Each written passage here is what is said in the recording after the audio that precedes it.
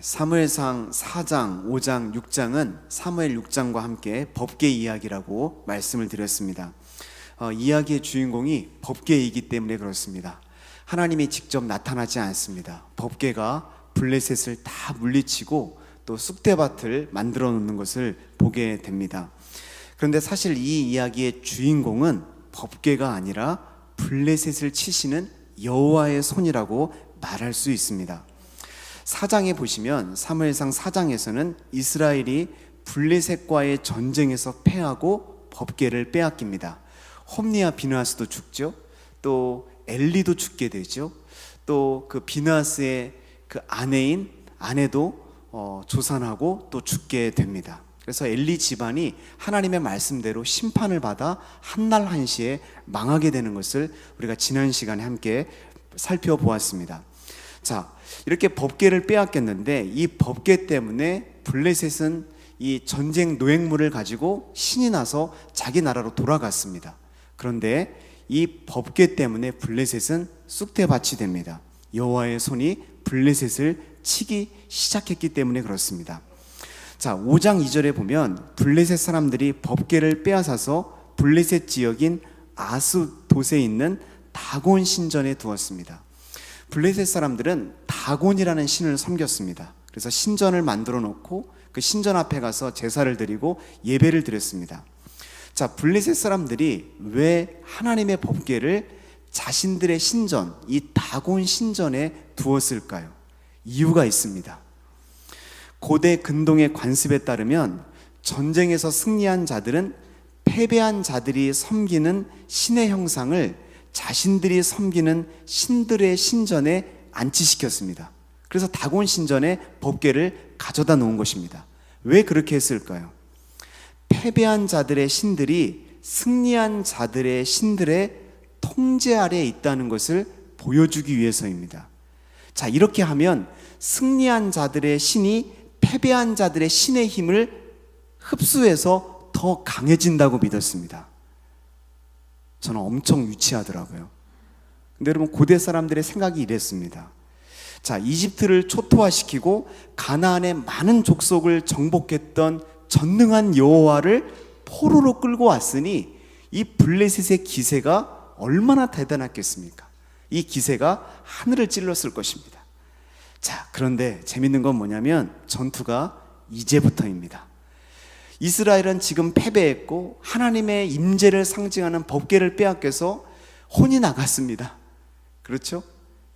하나님의 영광이 떠나갔습니다. 그래서 절망 가운데, 낙심 가운데 있는데 이 법궤가 온 블레셋을 다 초토화시키는 것입니다.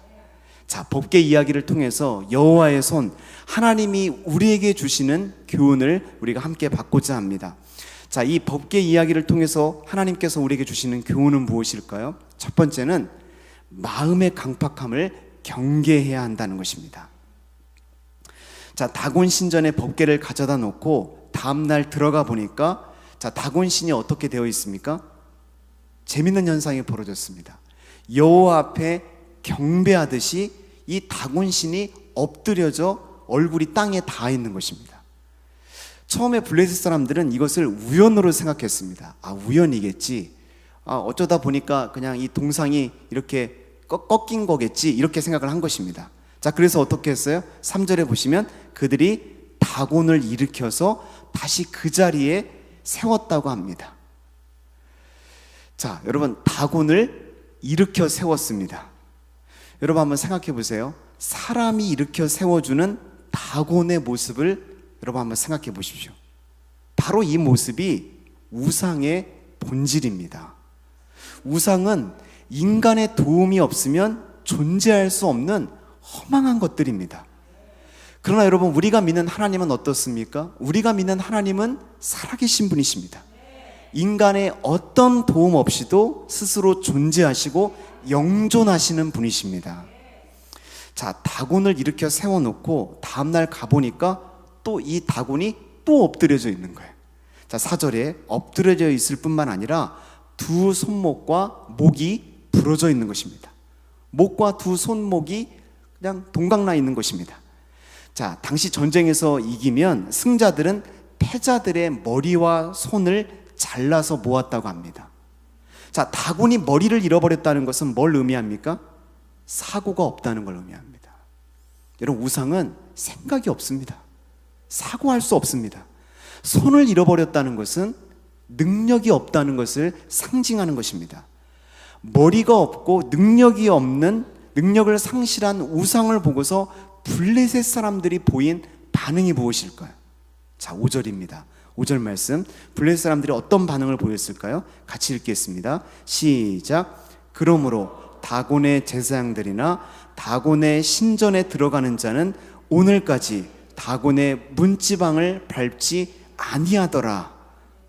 자, 생각이 없고 또 능력을 상실한 허망한 것이라는 그 우상의 실체를 알고서 이들이 보인 반응이 뭐예요? 문지방을 밟지 아니했대요. 여러분, 문지방을 밟지 아니했다는 것은 참으로 어리석은 반응입니다. 다곤이 머리가 없고 능력이 없는 허상이라는 것을 알았다면, 그리고 여호와의 능력을 체험했다면 다곤을 버리고 여호와께 나오는 것이 마땅하지 않습니까? 그런데 그들은 더 굳건하게 다곤을 숭배하고 있습니다. 여러분, 인간이 이렇게 어리석습니다.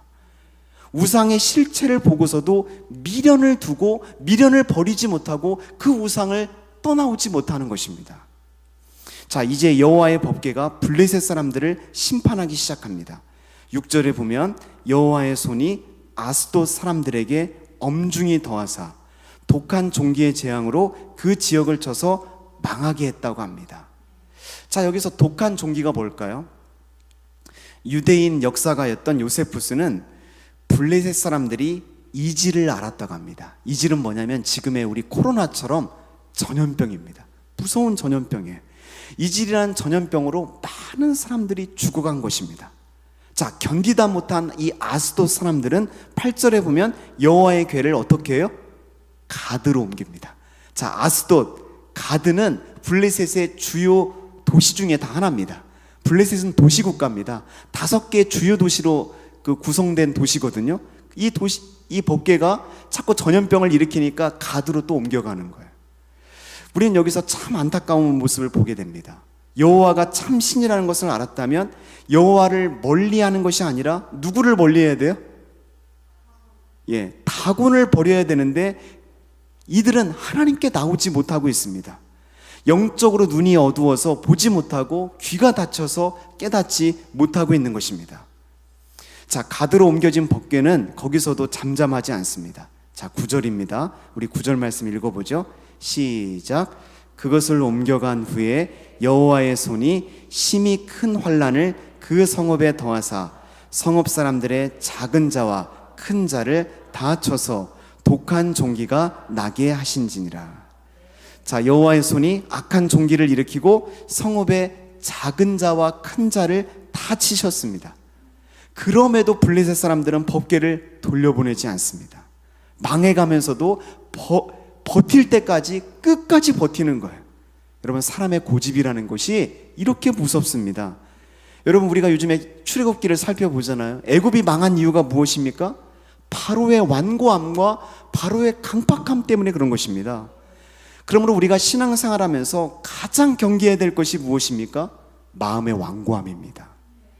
내 마음이 굳어져 있지는 않는지, 마음이 차갑고 냉랭해 있지는 않은지 늘 살피셔야 돼요. 마음이 강팍하고 마음이 굳어져 있으면 성령이 역사할 수 없습니다.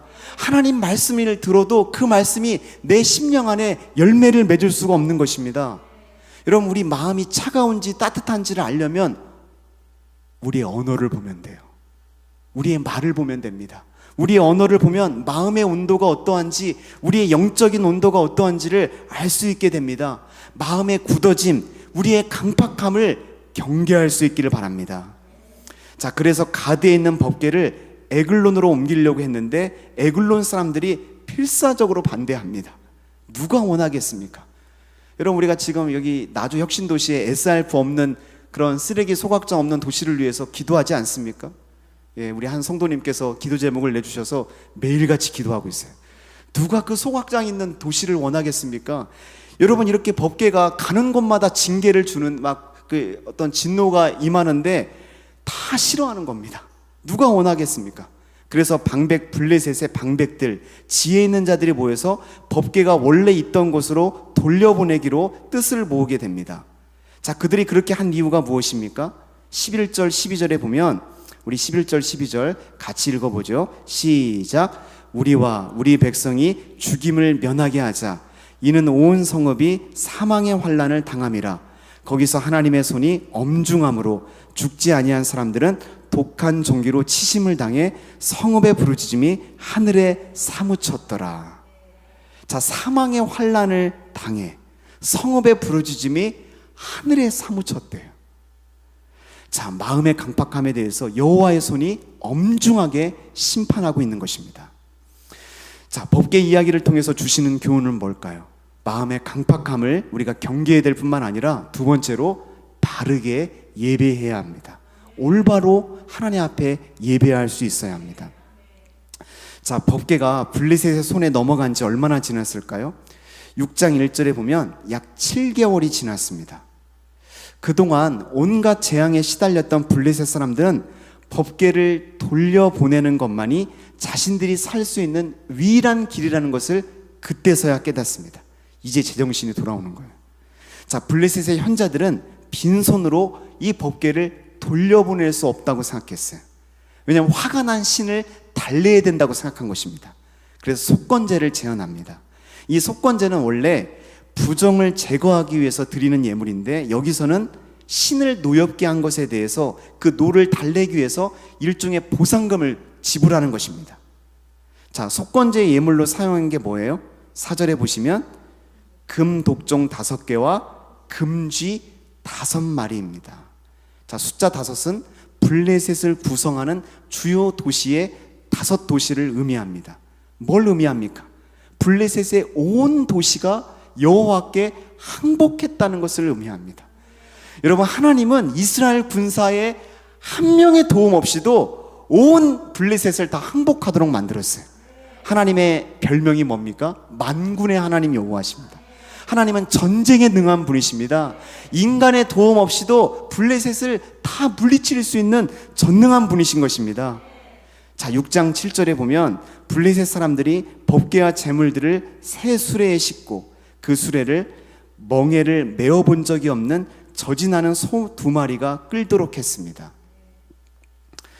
자, 여기서 블레셋 사람들이 이 젖이 나는 소를 택한 이유가 뭘까요? 그러니까 재물을 가지고 가야 되는데 그 재물을 싣고 갈 자동차를 젖이 나는 소를 택한 겁니다. 자, 이유가 있어요. 자신들이 당한 재앙의 원인이 어디에서 왔는지를 한 번 더 파악하기 위해서 그렇습니다. 자, 새끼를 낳은 지 얼마 안 돼요. 이 젖이 나는 소들은 본능적으로 새끼들과 떨어지기를 싫어합니다. 그럼에도 불구하고 이 젖이 나는 소들이 이스라엘 베세메스 땅으로 간다면 뭔가 초월적인 힘에 끌려가고 있다는 것을 인정하게 되는 거잖아요. 블레셋이 당한 재앙이 하나님께로부터 왔다는 것을 알게 되는 것입니다.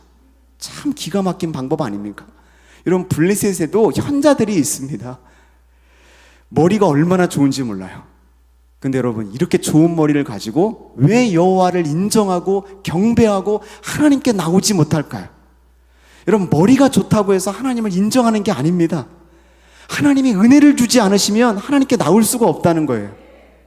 자, 이스라엘의 베세메스 사람들은 골짜기에서 밀을 베다가 법궤가 돌아오는 것을 목격하게 됩니다. 자, 법궤를 보고 잃어버린 법궤가 다시 돌아오는 거예요. 그래서 주민들이 얼마나 환호하고 기뻐했겠습니까? 자, 이때 주민들이 너무너무 기뻐서 어떤 반응으로 나아갑니까? 6장 14절입니다. 우리 6장 14절 같이 읽겠습니다. 시작. 수레가 베세메스 사람 여호수아의 밭 큰 돌에 있는 곳에 이르러 선지라. 무레가 수레의 나무를 베고 그 암소들을 번제물로 여호와께 드리고. 자, 주민들은 이스라엘 주민들입니다. 이스라엘 주민들은 수레가 멈춘 곳에서 수레를 장작으로 삼았어요. 그리고 암소들을 제물 삼아 여호와께 제사를 드립니다. 법궤가 오자마자 제물을 준비해서 처음으로 제사를 드리는 거예요. 여러분, 이 주민들의 행동에 대해서 어떻게 생각하십니까? 법궤를 보자마자 예배를 드린 것, 잘한 일일까요? 잘못한 일일까요? 잘 모르겠으면 대답을 안 하시는 게 낫겠죠. 네, 잘한 일이 아닙니다. 왜 그러냐면 율법에 의하면 하나님께 바칠 수 있는 제물은 아무거나 드릴 수 있는 게 아니에요. 율법에 의하면 숫소만 드릴 수 있어요. 암소를 드릴 수 없습니다. 근데 베세메스 사람들은 지금 율법을 범하면서 제사를 하고 있는 거예요. 여러분, 예배는 내가 받는 게 아닙니다. 예배는 하나님께 드리는 것입니다. 어떤 분은 예배에 와서 내게 만족이 되면 예배를 잘 드렸다고 생각해요. 내 만족이 안 되면 예배를 안 드렸다고 생각해요. 예배를 받으러 오신 분들은 말씀을 들어도 그 말씀을 자신에게 적용하지 않습니다. 늘 말씀을 들으면서도 누군가를 생각해요. 김 집사님, 최 집사님. 그런데 여러분, 성숙한 사람들, 성령 충만한 사람들은 말씀을 들을 때 다른 사람을 신경 쓸 겨를이 없습니다. 말씀을 나에게 적용시키기 바쁩니다. 예배는 내가 받는 것이 아니라 하나님께 드리는 것임을 이 베세메스 사람들이 우리에게 교훈해 주는 것입니다. 그러므로 신앙은 하나님을 바로 알고 하나님을 하나님으로 인정하며 섬기는 것입니다. 내가 원하는 대로 하는 것이 신앙이 아닙니다. 베세메스 사람들은 자신들에게 좋으면 무엇을 하든 좋다고 생각해서 율법을 어기고 숫소를 드리고 있는 것입니다. 우리도 이런 잘못을 범하지 않도록 주의해야 합니다. 사실 법궤가 돌아왔을 때 이 주민들이 할 수 있는 가장 좋은 시나리오는 뭘까요? 저는 인도적인 차원에서 새끼들과 이별하고 온 어미소들을 돌려보내는 게 마땅하지 않습니까? 여러분, 어미가 이 새끼들을 얼마나 보고 싶겠어요. 이번 주에 제가 아이들과 함께 저녁에 잠깐 아파트 주변을 이렇게 산책을 했습니다. 산책을 하니까 고양이가 많잖아요. 고양이가 새끼를 낳나 봐요. 새끼 고양이가 너무 귀여운 거예요.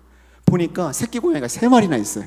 그래서 우리 주원이가 너무 귀여우니까 거기 고양이를 떠나지를 못하는 거예요. 그래서 계속해서 저한테 이 고양이 집에 가서 키우면 안 되겠냐고, 한 마리만 키우면 안 되겠냐고. 그래서 제가 그랬어요.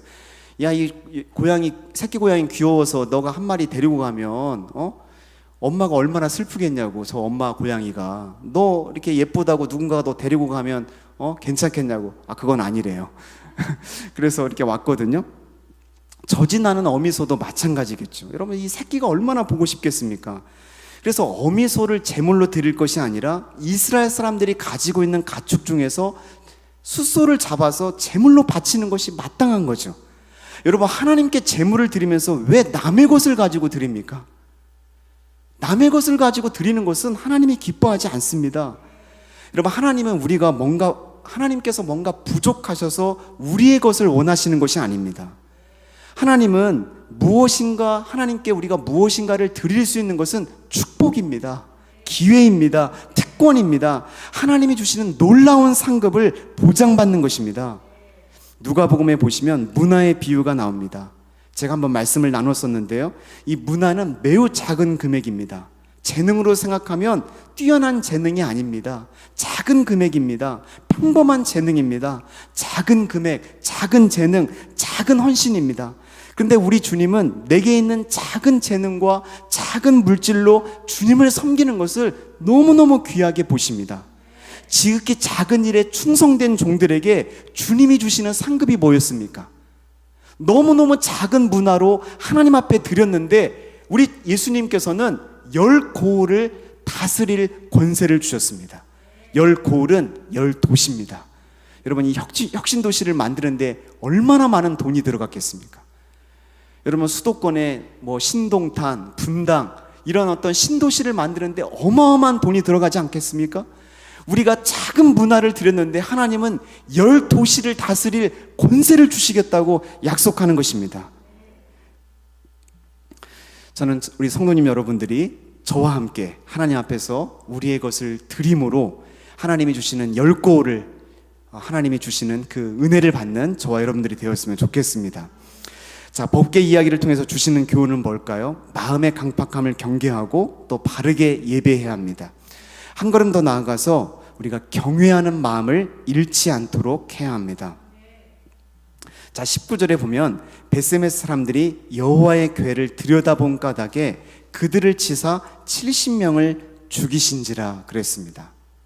자, 법궤가 벳세메스로 돌아오자 이스라엘 사람들은 드디어 블레셋에게 빼앗겼던 주도권이 자신들에게 돌아왔다고 생각했습니다. 그래서 어떻게 했어요? 법궤를 너무 기쁜 나머지 함부로 들여다봤습니다. 그렇게 함부로 들여다보다가 70명이 그 자리에서 죽게 됩니다. 사실 법궤가 돌아왔을 때 이스라엘 사람들은 고민했어야 됐어요. 실로에 있던 성막은 지난 전쟁에서 파괴되었습니다. 엘리와 아들들이 죽었으니까 물어볼 수 있는 뚜렷한 리더가 없습니다. 사무엘은 아직 어립니다. 자, 그렇다면 법궤를 어떻게 해야 하고 어디에 두어야 될지를 고민해야 했습니다. 이 상황에서 이스라엘 사람들은 마땅히 해야 될 고민을 하지 않고 호기심을 가지고 불경하게 안을 들여다보다가 큰 재앙을 받게 된 것입니다. 제가 어떤 교회 임직식에 갔는데 목회를 25년 동안 하신 한 목사님께서 임직자에게 부탁을 하는 것을 들었습니다. 두 가지 부탁을 하시더라고요. 하나는 뭐냐면 하루에 한 번씩 교회를 자랑하라는 것입니다. 안수집사를 세우고 이제 권사님을 세우고 장로님을 세우는데 하루에 한 번씩 교회를 자랑하십시오. 자신의 교회를 자랑하라는 거예요. 또 하나는 물어보라는 것입니다.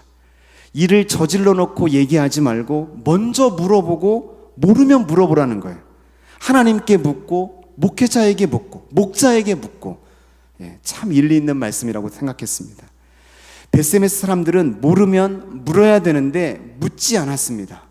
여러분은 어떠십니까? 의문이 들고 확신이 없을 때 하나님께 물으십니까? 영적 리더에게 묻고 계십니까? 하나님 앞에 겸손하게 물을 수 있는 저와 여러분이 되었으면 좋겠습니다. 법궤는 기란 여아림의 아비나답의 집에서 20년을 머물게 되었습니다. 훗날 다윗이 이곳에서 법궤를 예루살렘으로 옮겨옵니다.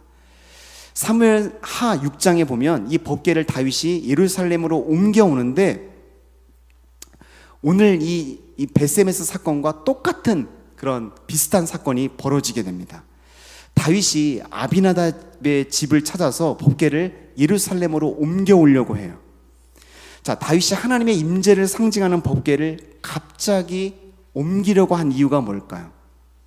법궤를 예루살렘에 가져오면 예루살렘은 하나님의 임재가 머무는 장소가 됩니다. 자, 이스라엘 사람들이 해마다 법궤가 있는 곳으로 순례를 와서 예배를 드리게 되면 다윗 왕 입장에서 통치하는 것이 그만큼 쉬워지게 되는 것입니다. 그래서 다윗은 사무엘하 6장 1절에 보면 3만 명의 군사를 모아서 이 법궤가 예루살렘으로 오고 있는 것을 모든 사람들이 할 수 있으면 많은 사람들이 볼 수 있도록 하고 있는 것입니다. 지금 뭐 하고 있는 것입니까? 자신의 정권이 하나님이 인정하시는 정권이라는 것을 많은 사람들에게 보여주고 있는 것입니다. 지금 정치적인 쇼를 하고 있는 것입니다. 지금 다윗은 법궤를 가지고 하나님을 이용하고 있는 것입니다. 자, 법궤를 옮겨오는데 나곤의 타작마당에 이르렀을 때 소들이 막 날뛰는 겁니다. 자, 소들이 뛰니까 법궤가 땅에 떨어질 뻔했어요. 자, 그때 어떻게 합니까? 웃사라는 사람이 떨어지는 법궤를 손으로 탁 잡았어요. 자, 떨어질 뻔한 법궤를 잡았는데 하나님께서 그 자리에서 웃사를 치십니다. 그래서 웃사가 그 자리에서 하나님의 진노를 받아서 죽게 됩니다. 여러분, 왜 하나님께서 웃사를 치셨을까요? 민수기 4장 15절에 보면 어떤 이유에서든지 사람이 법궤를 만지는 것을 허용하지 않습니다. 웃사는 법궤가 걱정되어서 붙잡았지만 죄인이 법궤를 만지는 것은 하나님의 거룩하심을 훼손하고 하나님 앞에 불손한 행위를 하는 것이라고 말씀하고 있는 것입니다. 이 웃사가 죽는 것을 보고 다윗이 충격에 빠집니다. 이 사건을 통해서 하나님이 다윗에게 주신 메시지가 뭘까요? 하나님을 이용하면 안 된다는 것입니다. 이날 웃사의 죽음을 통해서 다윗은 이전에 알지 못했던 하나님에 대해서 새롭게 깨닫고 경험하게 됩니다. 하나님에 대해서 심중 깊이 두려워하는 마음을 갖게 되는 것입니다. 저는 다윗이 하나님에 대해서 경건한 두려움을 갖게 된 이 사건이 다윗의 인생에 있어서 엄청난 축복이 되었다고 생각합니다. 나중에 다윗이 밧세바와 간음하고 나서 나단이 와서 다윗의 죄를 지적합니다. 여러분, 나단 선지자가 와서 다윗을 지적할 때 다윗은 무소불위의 권력을 가지고 있었기 때문에 나단 선지자를 얼마든지 그냥 내칠 수 있었습니다. 실제로 사울왕은 70여 명의 제사장을 학살한 적도 있습니다. 자, 그런데 이 나단 선지자가 다윗의 죄를 지적했을 때 다윗이 회개할 수 있었던 이유가 무엇입니까? 저는 이 사건을 통해서 다윗이 하나님에 대해서 두려워하는 마음을 갖게 되었기 때문이라고 생각합니다.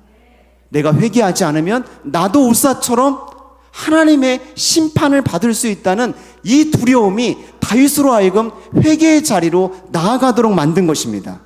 죄를 지적할 때 하나님의 권위 앞에 무릎을 꿇을 수 있는 것은 죄에 대해 심판하시는 하나님, 거룩하고 두려운 하나님을 경험했기 때문인 것입니다. 여러분에게는 죄에 대해 심판하시는 하나님에 대해 두려워하는 마음이 있습니까? 사랑하는 여러분, 우리가 이 진리를 잃어버리고 있지는 않는지 우리의 신앙생활을 돌아봐야 합니다. 우리는 하나님이 사랑이 많으시고 은혜로운 분이시라는 건 알지만 하나님이 거룩하시고 죄에 대해서 심판하는 분이심을 쉽게 망각합니다. 하나님은 은혜로우시고 그 자비가 무궁하시지만 거룩하신 분이십니다. 죄에 대해서 징계하시는 분이십니다. 성경은 여러 곳에서 우리로 하여금 하나님을 경외할 것을 말씀하고 있습니다. 잠언에서도 여호와를 경외하는 것이 지식의 근본이라고 말씀합니다. 전도서에서도 12장에 보면 하나님을 경외하고 그 명령을 지키라고 말합니다. 그것이 모든 사람의 본분이라고 말씀하고 있습니다. 특별히 시편의 상당수를 기록한 다윗은 여호와를 경외하는 자에게 부족함이 없다고 시편 34편 9절에서 말씀하고 있습니다.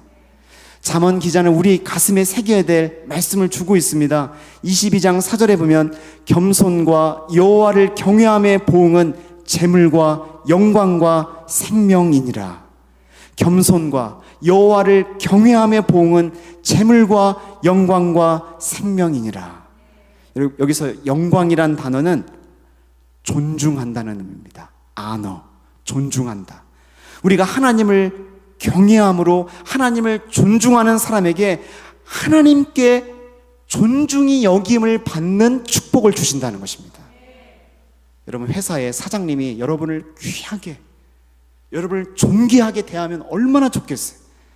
여러분, 만왕의 왕이신 이 우주의 통치자이신 하나님이 여러분을 하나님께서 가장 영광스럽게 대하신다는 것입니다. 뭐 할 때요?